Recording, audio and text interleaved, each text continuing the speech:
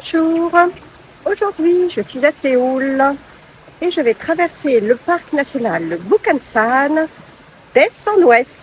10 km et 800 mètres de dénivelé en passant par Paegundae, le plus haut sommet du massif à 835 mètres.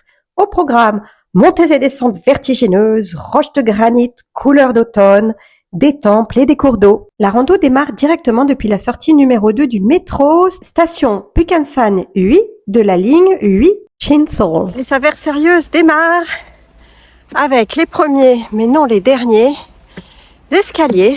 Attention aux sangliers.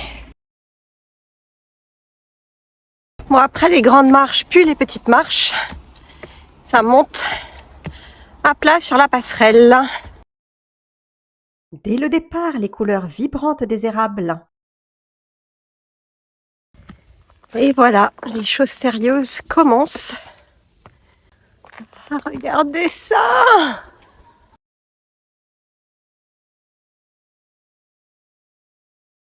Bon, bah là, je peux vous dire, je frétille de bonheur.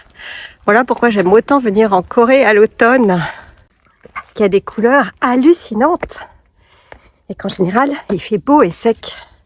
Donc on monte par un petit sentier avec des pierres.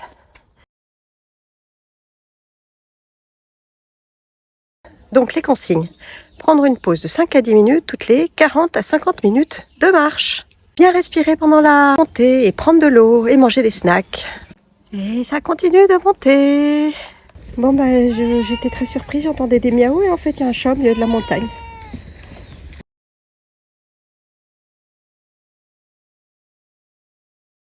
Encore quelques consignes avant de remonter.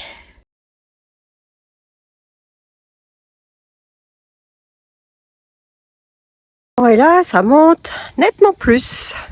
C'est l'un des sentiers les plus empruntés du parc national de Bukhansan.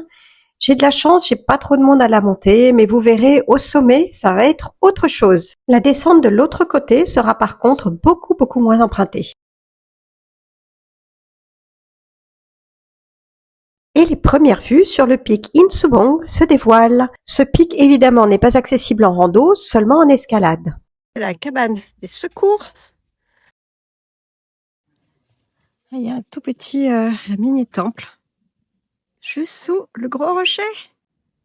C'est plus un ermitage qu'un temple et je n'ai pas réussi à trouver son nom. On est maintenant dans la couche supérieure, on chemine sur les dalles de granit et les gros rochers sont partout. Regardez-moi cette volée d'escalier. On monte sur la façade de granit. Et après les escaliers, les rochers. Mais avec une gentille rambarde. Par temps humide, ça glisse beaucoup. Et un petit peu, mais pas trop, par temps sec. En fait, les rochers de granit sont très usés sur le sentier. Et du coup, le granit usé, ça glisse. Et ben, ça monte, ça monte. Il y a un petit abri. On y est presque, mais le plus dur commence. Allez, c'est reparti. Ça remonte, évidemment. On va monter par là. Mais en fait, ils ont fait des escaliers. Qu'est-ce que je fais, la modernité ou l'ancienneté? Bon, maintenant, il n'y a plus le choix. Ancienne mode. On rejoint la muraille de la forteresse Bukhansan-song, construite en 1711 pendant la dynastie des Joseon. Elle fait 8 km de long et servait à protéger le cortège royal en cas d'urgence ou de guerre. La partie vraiment technique démarre maintenant. Heureusement qu'il y a des rails pour s'accrocher pendant que l'on monte le long de la forteresse et qu'on passe par des passages un petit peu vertigineux. Du coup, il y a la queue, ce sera presque ainsi jusqu'au sommet.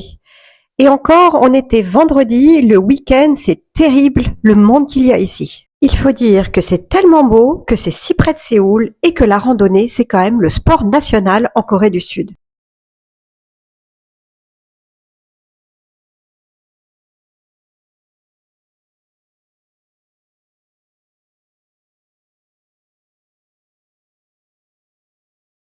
Allez, summit push. Bon, je suis accrochée une main à la rambarde quand même, parce que c'est raide.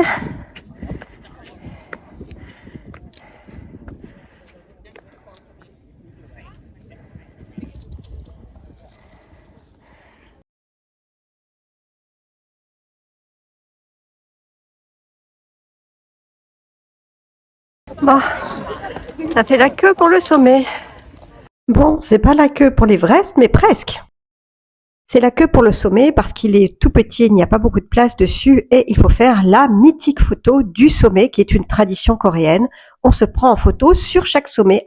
Et voici donc la mienne. La photo étant prise, je fais le tour du sommet pour entamer la redescente. Et regardez ce paysage! Le jour est un peu brumeux, c'est dommage, mais c'est beau quand même. Foule du sommet. J'ai pique-niqué sur la grande dalle de granit en dessous du sommet, tout en papotant avec Cécile, une Sud-Coréenne habitant Vancouver depuis 30 ans.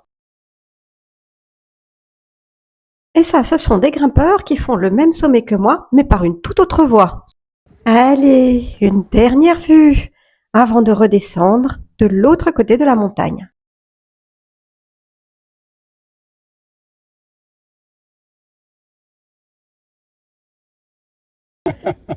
Ça, c'est notre peintre. Et je traverse la muraille, regardez son épaisseur. Je redescends donc de l'autre côté. Ça, c'est la praticité des transports en commun, puisqu'on est vraiment vers Séoul.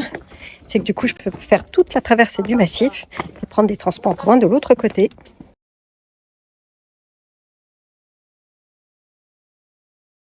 Alors, c'est pas par là que je vais redescendre, mais je peux pas m'empêcher de venir faire ce passage. C'est une passerelle comme un pont en hauteur, quoi. Parce qu'il n'y a pas d'endroit pour faire des sentiers, c'est que de la roche et des trous.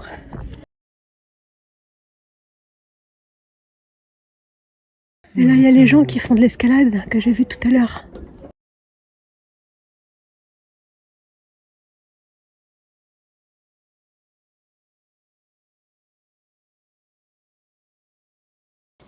Et là, ça redescend dans les cailloux. C'est pas très rapide parce que les marches sont hautes, je peux vous dire. Les marches sont très hautes. Mais c'est beau. C'est vraiment chouette cette descente.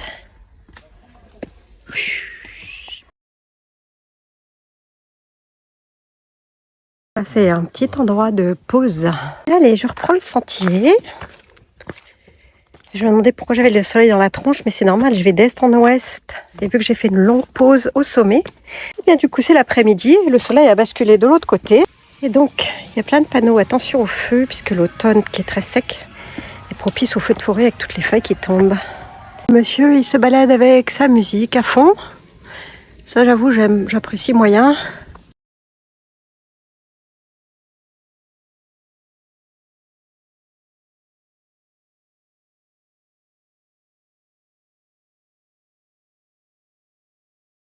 Le monsieur, là, pour faire la trace, il sait où est passé, lui.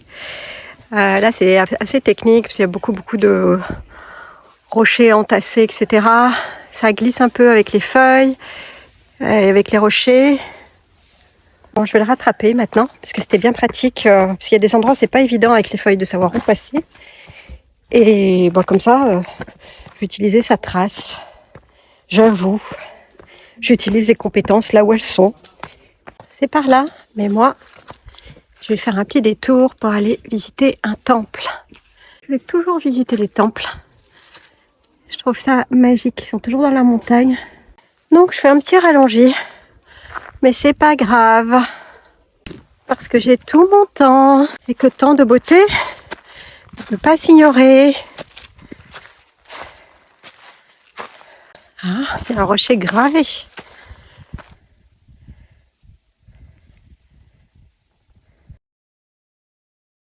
Pas content de me voir du tout, heureusement qu'ils sont bien enfermés. Hein.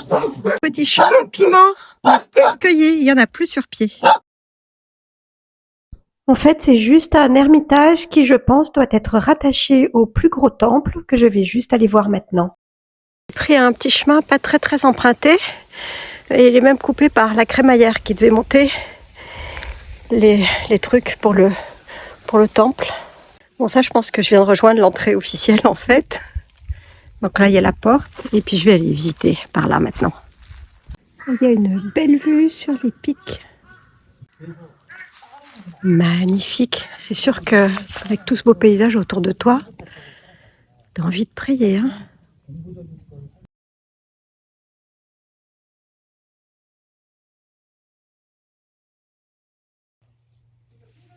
Et le moins de travail en étant très occupé aussi au téléphone. C'est pas magique ces couleurs? Oh! Celui-là, le bâtiment est fermé. Le verrou est un peu défait, mais j'ose pas ouvrir la porte quand même. Il y a un boutin assis en pierre gravé très ancien. Mes érables rouges sont vraiment de toute beauté.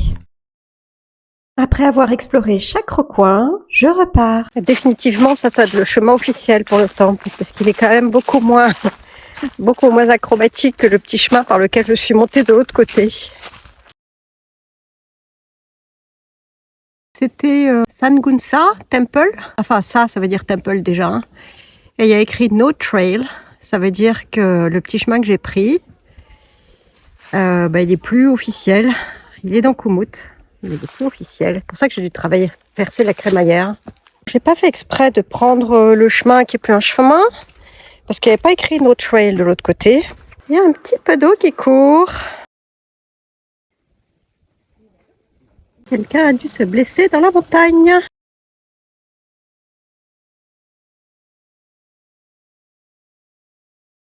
Les rochers sont couverts de mousse ici.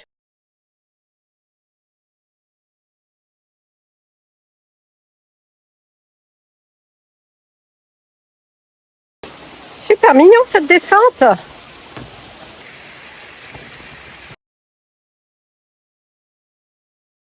Salamandre coréenne. Mais quel régal! Là, c'est plus roulant avec les passerelles comme ça, les escaliers. Parce que la descente depuis le pic est quand même très très technique.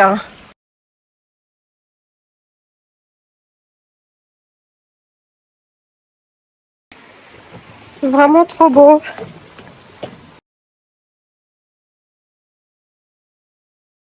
Il y a un autre temple et c'est la prière.